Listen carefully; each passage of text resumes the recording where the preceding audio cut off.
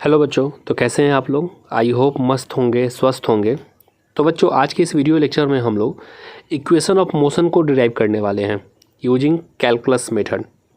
I hope कि आपने हमारे प्रीवियस वीडियो को देखा होगा, और अगर नहीं देखा है तो ज़रूर देख ले। चलिए बच्चों, स्टार्ट करते हैं। Derivation of equation of motion using calculus method. Let us suppose an object moves in a straight line with uniform acceleration a.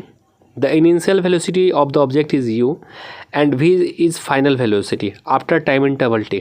Okay, मान लीजिए बच्चों कोई ऑब्जेक्ट है जिसका इनिशियल स्पीड u है और फाइनल स्पीड क्या है, v है ना। टाइम t लगता है टोटल, ठीक है। टाइम इंटरवल t है 0, मतलब u स्पीड से v स्पीड होने में कितना टाइम लगा है, t टाइम लगा है, ठीक है। तो वेलोसिटी टाइम रिलेशन क्या होता है, a इक्वल टू क्या होता है, acceleration equal to change in velocity upon time, है ना। यानी a equal to d v by d t, है ना, d v by d t, where d v is change in velocity in time d t, है ना। D T time में जो change होगा डी वी, है ना, वही d v by d t है। क्लियर। तो हम लोग लिख सकते हैं डी वी की जगह a into D T. Clear है बच्चों।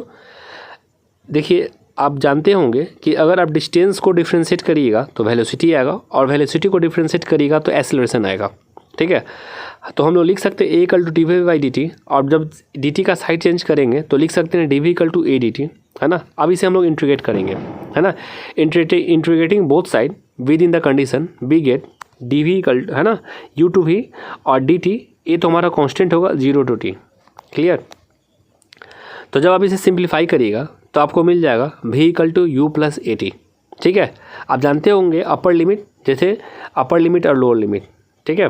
जब इसे आप सॉल्व करिएगा तो आपको क्या मिल जाएगा, v equal to u plus a t. ये हमारा पहला इक्वेशन है इन वेक्टर फॉर्म। इसी इक्वेशन को वेक्टर फॉर्म में हम लोग लिखना चाहे तो क्या लिख सकते हैं, v vector equal to u vector plus a plus t, है ना।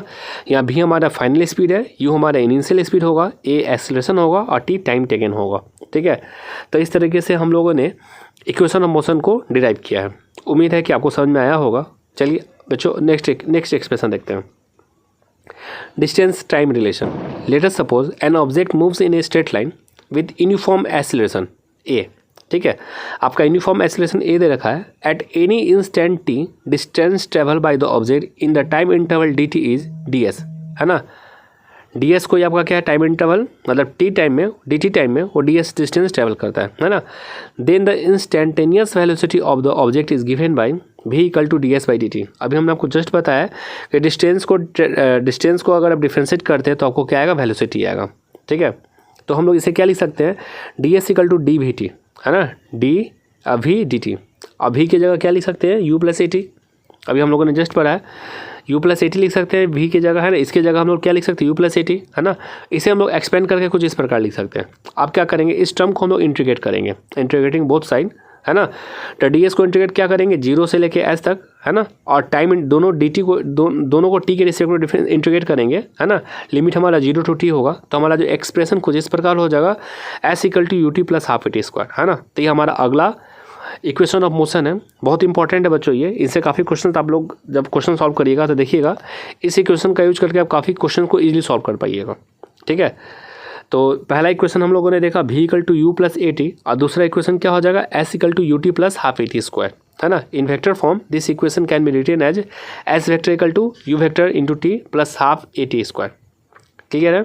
चलिए बच्चों, अगला वेलोसिटी डिस्प्लेसमेंट रिलेशन, ठीक है। तो as we know a equal to क्या लिख सकते हैं, d v by d t, है ना। और इसे हम लोग कुछ इस प्रकार भी लिख सकते हैं, d v by d s into d s by d t, है ना। तो d s by d t तो हमारा v हो जाता है ना।